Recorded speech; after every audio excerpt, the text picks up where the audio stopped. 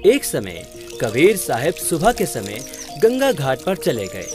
वहां ब्राह्मण लोग सूर्य के सामने मुख करके गंगा जल हाथ में लेकर मंत्रों का उच्चारण करते हुए जल सूर्य को अर्पित कर रहे थे।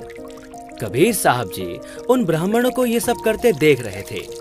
थोड़ी देर बाद कबीर साहब घुटनों पानी तक गंगा नदी में जाकर अपने दोनों हाथों से किनारे पर जोर जोर से पानी फेंकने लगे। ब्राह्मणों ने देखा कि ये कबीर ऐसा क्या कर रहा है।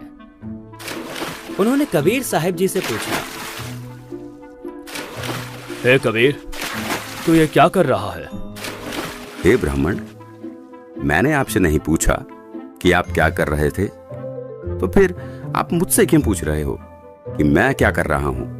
पहले आप बताइए कि आप क्या कर रहे थे। हम तो अपने भूखे प्यासे पूर्वजों को स्वर्ग में जल अर्पित कर रहे हैं। अच्छा, अब मैं आपको बताता हूं कि मैं क्या कर रहा था। दरअसल मैंने अपनी झोपड़ी के आगे एक छोटी सी बगीची लगा रखी है। मैं उसे सींच रहा हूं।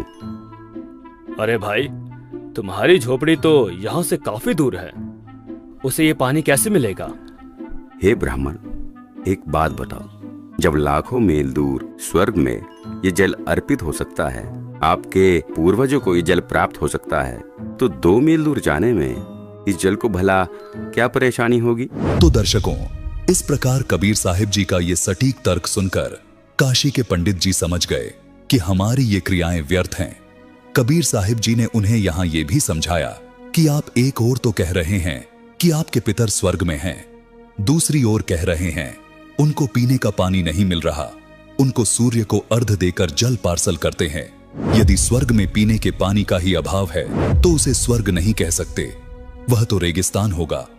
वास्तव में वे पितरगण यमराज के अधीन यमलोक रूपी कारागार में अपराधी बनाकर डाले जाते हैं। वहां पर जो निर्धारित आहार है वह सबको दिया जाता है। जब पृथ्वी पर बनी कारागार में कोई भी कैदी भोजन के बिना नहीं रहता, सबको खाना पानी मिलता है, तो यमलोक वाली कारागार जो निरंजन काल ने बनाई है उसमें भी भोजन और पानी का अभाव नहीं है। दर्शकों, यह 2D एनिमेशन वीडियो संत रामपाल जी महाराज के सत्संग प्रवचनों का अंश मात्र है।